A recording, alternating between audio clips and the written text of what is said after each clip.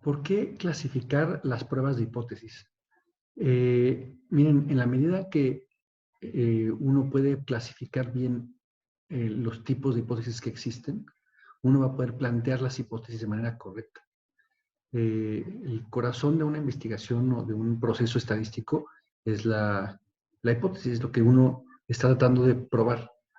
Si yo tengo claro cómo estructurarlo, entonces la prueba que corresponde va a ser eh, lógica o evidente. Si no tengo ni idea de cuál es la estructura que existe, entonces acabo redactando de una forma en la que no está claro qué es lo que se quiere probar, cuál es la prueba estadística o el procedimiento estadístico que corresponde. Entonces, por eso vamos a empezar a ver las clasificaciones de las pruebas de hipótesis.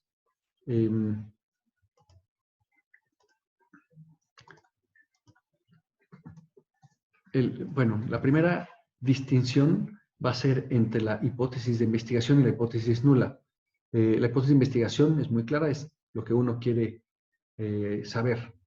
Y la hipótesis nula sería lo contrario. Por ejemplo, si mi hipótesis es que, vamos a estar hablando continuamente acerca de este caso de un proceso que se acaba de modificar y que gracias a la modificación creemos que el proceso se hace más rápido.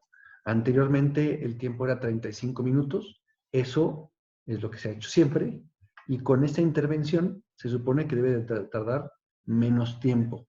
¿Okay? Entonces, nosotros como investigadores, ¿a cuál le damos preferencia? Miren, esto es lo que se quiere defender, lo que se quiere encontrar. El tiempo que tarda la medicina en quitar el dolor de cabeza es menor, por ejemplo. Eh, puede ser, por ejemplo, en el caso que estamos haciendo, 35 minutos era el tiempo que tardaba en quitarse el dolor de cabeza. Ahora el dolor de cabeza se quita en menos tiempo. Pero yo no voy a saltar a esa conclusión si no tengo evidencias contundentes de que eso es verdad. Es decir, eh, como en los juicios, uno no es culpable hasta que no se demuestre lo contrario. Mientras no haya evidencias contundentes y yo no puedo decir con certeza que el tiempo que tarda la medicina en quitar el dolor de cabeza es menor a 35 minutos, entonces tengo que decir que el tiempo que tarda la nueva medicina en quitar el dolor es igual al anterior, que era de 35 minutos, ¿no? Igual o incluso puede ser peor, ¿no? Mientras no tenga evidencia de que es menor, entonces no va a llegar a esa conclusión. Estamos en un juicio en donde a ustedes les toca defender la hipótesis nula y las evidencias van a tratar de demostrar lo contrario, ¿sí? Ok.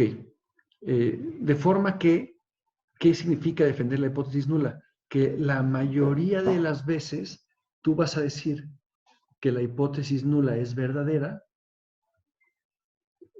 cuando las cosas no cambiaron. Si las cosas no han cambiado, entonces solamente que tuvieras muy mala suerte, podrías decir que la hipótesis nula eh, es, es falsa, cuando en realidad no es falsa. O sea, por ejemplo, que esta siga siendo la realidad y que me dé un valor por acá, de pura casualidad. Tomamos una muestra y nos dio un valor extraño. Puede pasar, pero que sea difícil que pase. Que la explicación más razonable sea que la media se desplazó y que este valor es un valor común, como lo hemos visto en el video anterior. Vale, vamos a ver la segunda clasificación, forma de clasificar las hipótesis, que es según su estructura, la forma en la que se están redactando. Básicamente vamos a ver que hay como 4 tipos de estructuras básicas, todas las que vamos a revisar aquí. La más básica es la hipótesis de una muestra, en donde yo voy a comparar una muestra contra un valor. Vamos a ir viéndolos, ¿eh? Ahorita nada más quiero mencionarlos. Después vamos a ver las hipótesis de 2 muestras. Voy a tomar una muestra en un grupo, otra muestra en otro grupo y voy a comparar los resultados de 2 muestras. No una muestra contra un valor, sino una muestra contra otra muestra. Después vamos a ver un tipo de hipótesis que son las hipótesis correlacionales, en las cuales ya no tengo solamente una variable, sino tengo más de una variable. Ahí vamos a tener hipótesis correlacionales y causales. Y finalmente vamos a ver las hipótesis de múltiples grupos o de múltiples variables. Esas las vamos a mencionar nada más, pero bueno, sepan que existen. Hay más tipos de hipótesis, pero el principio va a ser que vamos a trabajar sobre estas 4 clases. Como mencionábamos, el método de la prueba va a depender del tipo de hipótesis que se plantee y también de que si los datos son paramétricos o no paramétricos. Lo que vamos a ver en estas clases van a ser con datos paramétricos. ¿Qué es paramétrico? Que tiene una medición cuantitativa. Si la escala es cuantitativa, ¿se acuerdan que vimos las escalas, verdad? Si la escala es cuantitativa, entonces se utiliza estadística paramétrica. En cualquier otro caso se utiliza estadística no paramétrica. ¿Cuál puede ser un ejemplo de estadística no paramétrica? Por ejemplo, el caso que mencionamos aquí. Propietario, gerente, jefe. Son respuestas que pueden haber dado personas a la hora que se les preguntó cuál es tu nivel jerárquico. Entonces, no, pues yo soy operador, yo soy jefe, yo soy empleado de confianza. Esos puedes tú ordenarlos, pero no puedes sacarle el promedio a estos datos. Yo te digo, a ver, sácale el promedio a propietario, gerente, jefe, operador, ¿cuál es el promedio? No puedes sacarlo, no tiene lógica. Cuando no tiene lógica sacar un promedio, estamos hablando de estadística no paramétrica. Otro caso clásico de estadística no paramétrica son las variables dicotómicas. ¿Qué es una variable dicotómica? Una en la que la respuesta es sí o no. O sea, o se da o no se da. Por ejemplo, si la respuesta es presenta la enfermedad o no presenta la enfermedad, estamos ante una variable dicotómica y el resultado tiene que ser un método no paramétrico. Bueno, hay distintas formas de evaluarlo, pero básicamente eso sería estadística no paramétrica, aquella en donde el promedio no tiene sentido, ¿no? Bueno, vamos a ir viendo de una en una. Vamos a empezar con las hipótesis de una muestra.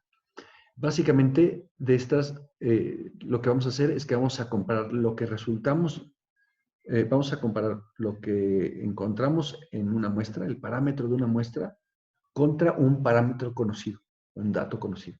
Por ejemplo, mencionamos, la duración del proceso es de menos de 35 minutos. Esa es mi hipótesis de investigación. La hipótesis nula sería la duración del proceso es igual o incluso mayor a 35 minutos. Esta ya la habíamos visto. Esta es una hipótesis de una muestra. ¿Cómo se ven las hipótesis de dos muestras? Fíjense. En esta vamos a comparar las muestras tomadas en dos grupos diferentes. ¿Sí? Estos dos grupos pueden estar asociados o no asociados. Y vamos a pensar primero cuáles son los que están no asociados, los que son grupos independientes. Si yo te dijera, ¿los casados son más felices que los solteros? Esa es una pregunta capciosa. Aunque no lo crean, jóvenes, eso es muchas veces probado. Los casados son más felices que los solteros. Pero bueno, eso se podría comprobar con una prueba de hipótesis y esa prueba de hipótesis la podemos hacer en clase un día de estos, con los datos reales levantados en encuestas. ¿Y qué tendría que hacer yo, pensemos, para probar esta hipótesis? Tendría que medir la felicidad en dos grupos, en un grupo de casados y en un grupo de solteros. Luego compararía el promedio de felicidad en los casados con el promedio de felicidad en los solteros. Y esos dos promedios, si se parecen mucho, diría que no son más felices, que son iguales. Pero si hay una cierta diferencia, entonces yo podría decir que los casados son más felices que los solteros. Estas son muestras independientes.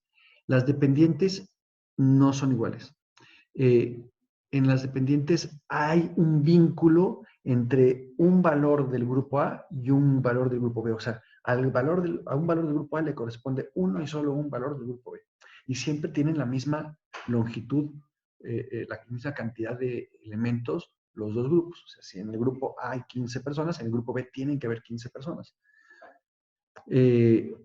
O 15 elementos, ¿no? Si, por ejemplo, digo, En un negocio familiar, los padres evalúan mejor la relación que los hijos. Entonces, fíjense, o sea, obviamente lo que voy a evaluar va a ser la relación del papá con su hijo y voy a ver si del papá, es mejor que la del hijo. Y luego el siguiente papá con su hijo. Y el siguiente papá con su hijo. No el promedio de todos los papás contra el promedio de todos los hijos, sino el valor de este papá contra este hijo lo comparo y veo si es más grande o más chico. Entonces vamos a ir comparando dato por dato. Otro ejemplo clásico de pendientes son los casos de antes y después, ¿no?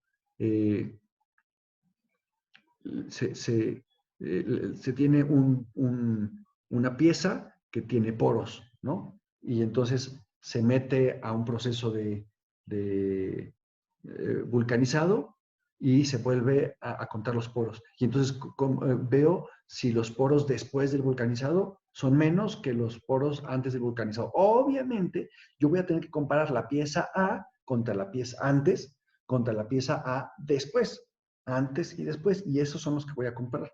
Y no todas las piezas de antes contra todas las piezas de después. Entonces, cuando yo puedo comparar una contra uno, estamos en un caso de hipótesis de diferencia de dos muestras dependientes. También se les llama muestras pareadas. Bueno, el tercer nivel serían las hipótesis correlacionales y causales. En estos dos tipos, lo que vamos a tener son dos variables que cuando una se mueve, la otra se mueve. Lo que queremos ver es si esas dos están realmente relacionadas. Una hipótesis correlacional se podría ver así. Simplemente en la redacción está especificado que existen una relación, pero no indica si una provoca, causa o genera la otra. Fíjense, dice, a mayor confianza entre dos personas, la distancia habitual entre ellos es menor. Entonces, si yo tengo a dos personas que se conocen mucho, pues igual se paran más cerquita, ¿no? Si no se conocen, un poco más lejos, y si más lejos, mientras menos se conozcan, pues entonces la distancia a la que se van a parar va a ser menor. Aquí es importante que vayamos viendo qué voy a medir. Antes de ver qué me voy a medir, quisiera que pensáramos cuál es el elemento de estudio. O sea, ¿a qué le voy a medir las dos variables? Miren, intuitivamente podemos pensar que las dos variables serían la confianza entre las dos personas y la distancia. ¿A quién le mido la confianza y a quién le mido la distancia? Lo que yo tendría sería, mi objeto de estudio sería una pareja, en donde esa pareja de amigos, de personas, le voy a medir la distancia y la confianza. La distancia se la podría medir, por ejemplo, pues diciendo, ¿sabes qué? Tense quietos y ir y medir con 1 metro en el piso, pero sería complicado. Una alternativa sería tomar una foto en donde salgan los pies, y puede ser específicamente los pies para que no salgan las caras. A los pies tomo la foto y mido cuántos cuadritos de adoquín o de lo que sea hay de distancia. Y ya puedo usar trigonometría o así en una computadora y ir diciendo, mira, estos son 3 cuadritos y medio, 4 cuadritos y medio, y sacando las distancias a las que están parados, sin tener que en ese momento estar sacando el metro y ver no se muevan y estar seguros de que estamos midiendo con el mismo criterio, etc. Entonces, eso sería una forma de medir relativamente práctica. La confianza, ¿cómo la mediríamos? Pues bueno, de entrada se nos ocurriría mediante un cuestionario que mida confianza. Entonces, que el cuestionario igual de 6, de 10 ítems, le pregunta qué tanta confianza te inspira la persona con la que estuviste platicando. Entonces ya, te da una medición, pero hay un problema. Vamos a tener dos mediciones, una de la persona 1 y otra de la persona 2. Si queremos hacer una relación entre variables, tendríamos que juntar esas dos y convertirlas en una sola variable. Porque por un lado tenemos la confianza, pero es una confianza comparada contra una distancia. ¿Estamos de acuerdo? Yo que tengo una lista de confianzas y una lista de distancias, ir viendo si cuando se mueve esta otra también se mueve. Entonces, ¿cómo podríamos medir la confianza que se convertiría en una sola? Podríamos sumar los valores, ¿no? De forma que si, por ejemplo, son 10 puntos, si tienen mucha confianza, uno tiene 10 puntos, si tiene mucha confianza el otro tiene 10 puntos, lo sumas y te da hasta el 20, del 0 al 20, ¿no? Pero a mí se me ocurre que puede haber un problema. Quizá a la hora que se paran, si uno de ellos tiene muy mala confianza, si no le inspira nada, porque vamos a poner, imaginaos que este no le inspira nada, entonces este se acerca porque sí tiene inspiración, pero este se aleja. Y entonces este se acerca y este se aleja. Y entonces, más bien la distancia va a estar determinada por el que menos confianza tiene. Una idea que se me ocurre es que en vez de que las sumemos, las multipliquemos. Entonces, si uno tiene confianza 10 y el otro 0, 10 por 0 te va a dar 0 y te va a dar una distancia, en principio, muy grande. Y si los dos tienen 10 y 10, te va a salir una distancia, un 10 por 10, 100, y entonces la distancia te va a quedar chiquita. Ok. ¿Por qué platico sobre esta forma de pensar? Porque a la hora que yo estoy planteando una hipótesis, tengo que pensar, ¿qué voy a medir? ¿Cómo lo voy a medir? ¿Qué significa lo que estoy escribiendo? Y no nada más escribir por escribir. Tengo que identificar mis variables y tener claro cómo se relacionan y cómo las quiero medir. De hecho, eso ya lo habíamos platicado cuando vimos la definición de una variable. Vimos que tenía que tener la definición conceptual y operacional. Es parte de lo mismo. Cuando yo planteo un problema estadístico, tengo que tener claro qué estoy diciendo, qué significa lo que escribo. Ok. Estas son las hipótesis correlacionales. Eh, Fíjense cómo estas dos hipótesis de investigación, la de arriba y la de abajo, son equivalentes. A mayor confianza entre dos personas, la distancia habitual entre ellos es menor. Si digo, a menor distancia habitual entre dos personas, la mayor la confianza entre ellos. Lo que dice arriba y lo que dice abajo es lo mismo. Cuando una está alta, la otra está baja. Entonces, pero en las causales, estas son las correlacionales. En las causales, la diferencia es que hay una que genera, que provoca, que causa la otra. Hay una dirección de causa y efecto. Casi siempre hay alguna palabra que nos da la pista de que la forma en la que estoy redactando no es una correlación, sino es una causa. Por ejemplo, aquí dice, aumentar la confianza entre dos personas hace que la distancia entre ellos sea menor. Perdón. Obviamente, el hace que, palabrita, me indica que la confianza genera, causa, provoca la distancia y no es que la distancia genere, provoque o cause la confianza. Cualquiera de las dos cosas puede ser válida si nada más encontramos correlación. Para poder hacer un análisis de causalidad, la forma en la que se levantan los datos, la forma en la que se hace un experimento, de hecho tiene que haber un experimento por medio, es diferente. ¿Okay? Por eso es importante a la hora de redactar, si lo que yo voy a hacer va a ser una hipótesis correlacional o demostrar correlacionalidad, no plantearla con una palabrita que me indique que hay una dirección. ¿Sale? Ok. Eh, por último, quiero mencionar lo que son las hipótesis estadísticas. Estas no son una nueva clasificación, sino es una forma de redactar lo que ya hemos dicho. Por ejemplo, las hipótesis de una muestra siempre se redactan así. La media es menor a 35 minutos. ¿Sí? Menor que, pones una media, menor que y 35. Esa es mi hipótesis. O mayor o igual en el caso de la hipótesis nula. Las diferencias entre medias se puede plantear así. La media A es mayor a la media B. Y la hipótesis nula, la media A es menor o igual a la media B. Claro que las podemos intercambiar y puede ser menor o mayor o igual o diferente, ¿no? En ambos casos, la forma de plantear la hipótesis estadística es igual, tanto en independientes como independientes.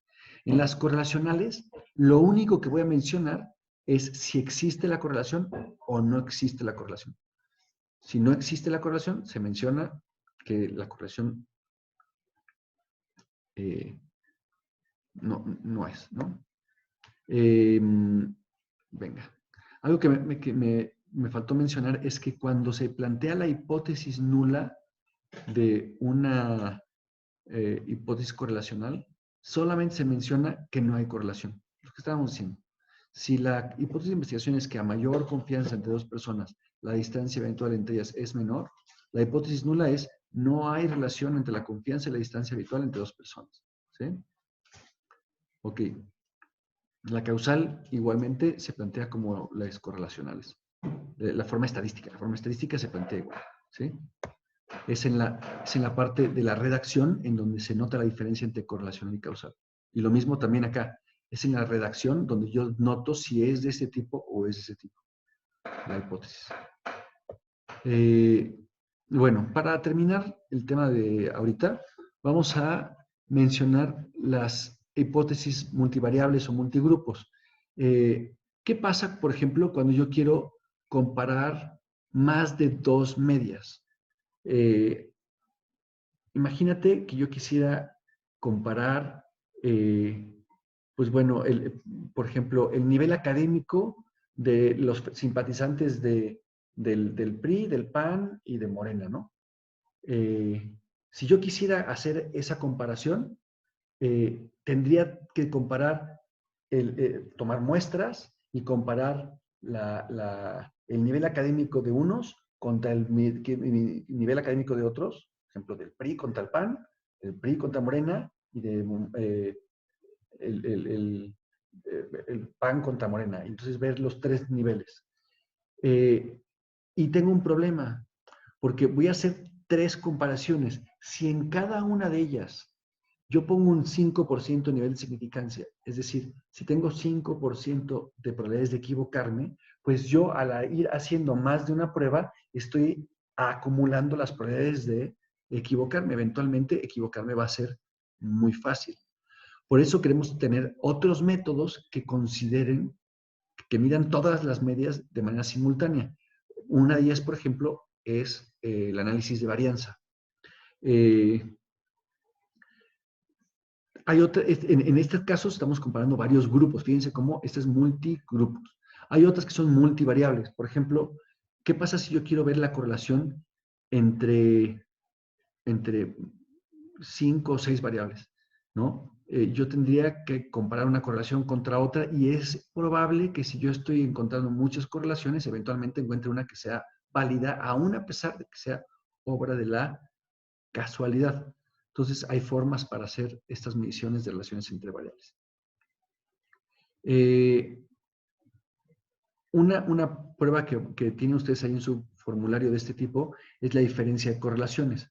Fíjense el ejemplo que les menciono. Dice, hay más correlación entre la distancia habitual y la diferencia de edad que entre la distancia habitual y la confianza entre dos personas. Entonces, estamos relacionando distancia con edad y distancia con confianza. Entonces estoy diciendo, tiene una influencia mayor la edad que la confianza en la distancia. Entonces aquí lo que estoy comparando son una comparación de correlaciones. Y ahí en su formulario tienen forma de medirlo. También vamos a ver regresión lineal. La regresión lineal mide el efecto de una variable en otra, pero bueno, de hecho hay muchas regresiones, hay lineal, logarítmica y puede ser lineal o múltiple, entonces puedo yo ampliar y tener crear una ecuación que el resultado me dé el pronóstico de mi variable efecto. En este caso, por ejemplo, la felicidad reportada por una persona es una función de su sueldo, o sea, el que más lana tiene, más feliz es, pero expresado logarítmicamente, y además del número de momentos placenteros, los momentos felices de mi vida, y del número de momentos dolorosos. O sea, mientras más dinero tengo, pues más feliz soy, mientras más momentos bonitos tengo en mi vida, más feliz soy, mientras más momentos dolorosos tengo, pues menos feliz soy, pero es una función, es una gráfica, ocasión, que se plantea y se prueba. Y la hipótesis de investigación sería que existe esta relación, que sirve para pronosticar, y la hipótesis nula sería que no sirve para pronosticar. Bueno, con eso acabamos la sesión del día de hoy. Nos vemos pronto, chavos.